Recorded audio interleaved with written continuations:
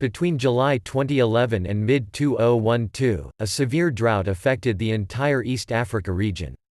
Said to be the worst in 60 years, the drought caused a severe food crisis across Somalia, Djibouti, Ethiopia and Kenya that threatened the livelihood of 9.5 million people. Many refugees from southern Somalia fled to neighboring Kenya and Ethiopia, where crowded, unsanitary conditions together with severe malnutrition led to a large number of deaths. Other countries in East Africa, including Sudan, South Sudan and parts of Uganda, were also affected by a food crisis. According to FAO-Somalia, the food crisis in Somalia primarily affected farmers in the south rather than the northern pastoralists. Human Rights Watch consequently noted that most of the displaced persons belonged to the agro-pastoral Rahanweyn clan and the agricultural Bantu ethnic minority group. On 20 July, the United Nations officially declared famine in 2 regions in the southern part of the country, the first time a famine had been declared in the region by the UN in nearly 30 years. Tens of thousands of people are believed to have died in southern Somalia before famine was declared. This was mainly a result of Western governments preventing aid from reaching affected areas in an attempt to weaken the Al-Shabaab militant group, against whom they were engaged.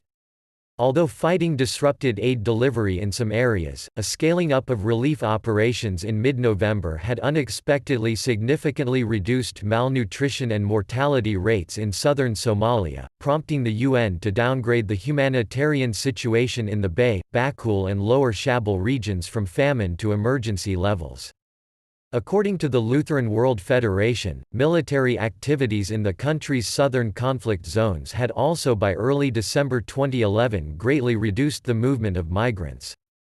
By February 2012, several thousand people had also begun returning to their homes and farms.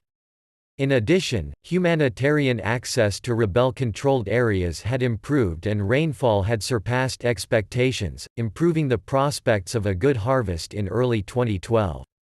By January 2012, the food crisis in southern Somalia was no longer at emergency levels according to the International Committee of the Red Cross. The UN indicated in February 2012 that indirect data from health and relief centers pointed to improved general conditions from August 2011. The UN also announced that the famine in southern Somalia was over. However, FEWS-Net indicated that emergency levels of food insecurity persisted through March in several areas on account of crop flooding and ongoing military operations in these areas, which restricted humanitarian access, trade and movement. Aid agencies subsequently shifted their emphasis to recovery efforts, including digging irrigation canals and distributing plant seeds. Long-term strategies by national governments in conjunction with development agencies were said to offer the most sustainable results.